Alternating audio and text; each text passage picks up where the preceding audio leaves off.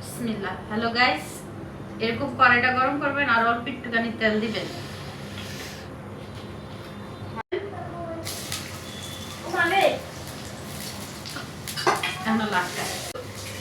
জল দিয়ে দিবেন, মানে পানি। তারপরে একটু মিষ্টি দিয়ে দিবেন, লবণ যে যতটুকু খান এই পরিমাণ মতো লবণ দিয়ে দিবেন।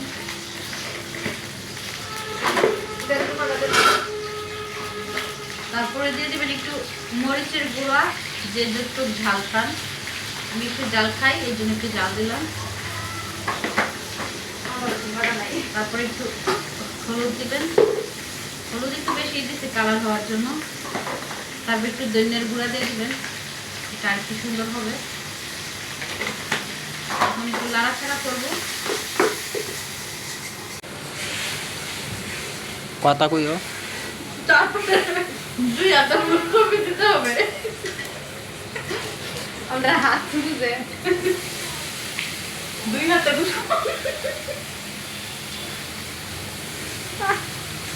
আসলে কে রইব কি ও মা গো, তরকারি খাবো না।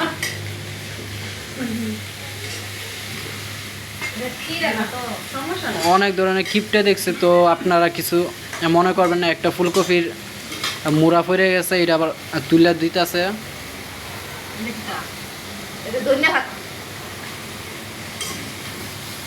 ধনিয়ার পাতা দিবেন বেশি করে, আর চামচ করে একটু নাড়াচাড়া দিবেন। গুডনেস আর লাটকেলা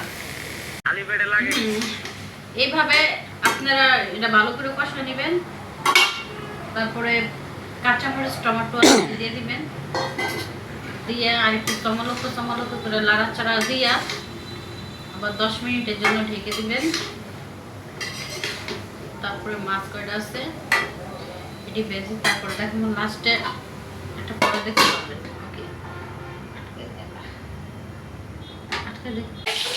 হালকা বেজে নেবেন। আমি সবগুলো মাছ দিয়ে দিলাম। মাছ দিয়ে সমস্যা নেই। তারপরে রাইখা দিবেন, 5 মিনিট পরে উঠাইবেন।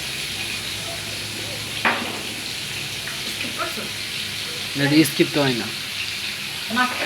হ্যাঁ, এইভাবে হালকা ভেজে নেবেন, যে যেটুকু ভাজা খান পরিমাণ মতো ভাজবেন। আমি এইভাবে হালকা ভেজে নিলাম, খুব সুন্দর হয়েছে। এখন মাছটা নামাই আমি মাছের কড়াই বসাই দিই। আর কি তরকারি রেখে দিচ্ছিলাম বসাইয়া।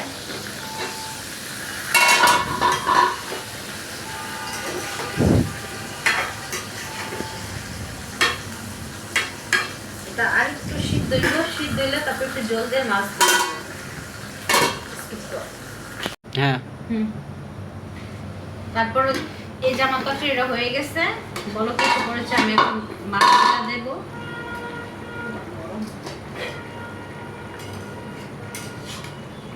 ডাইলে তো হ্যাঁ তেল দাও সকটা, রিল্যাক্স, আস্তে আস্তে দিব। ডাইলের কেউ দে মাছ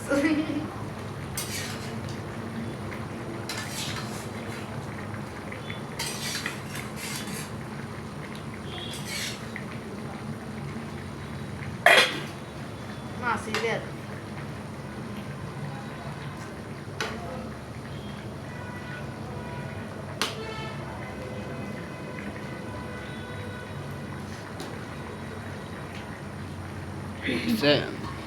তারপরে রেখে দিবেন।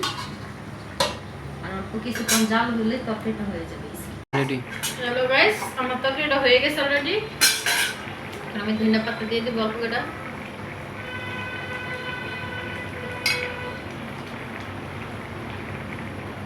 সবটি দিয়ে দিতাম, সব দিত, বেশি দিলে বেশি হয়ে যাবে না? না সব দিত।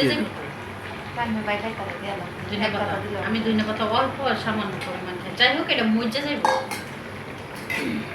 ধনিয়া পাতা বেশি দিলে টেস্ট পাবেন বেশি বেশি।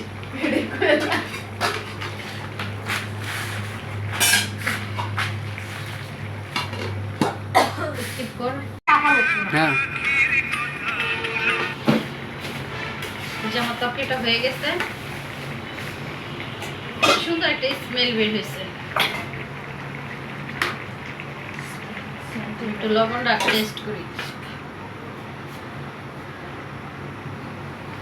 লবণটা ঠিকই আছে কিন্তু ভাত দিয়ে লয়ে গেছে।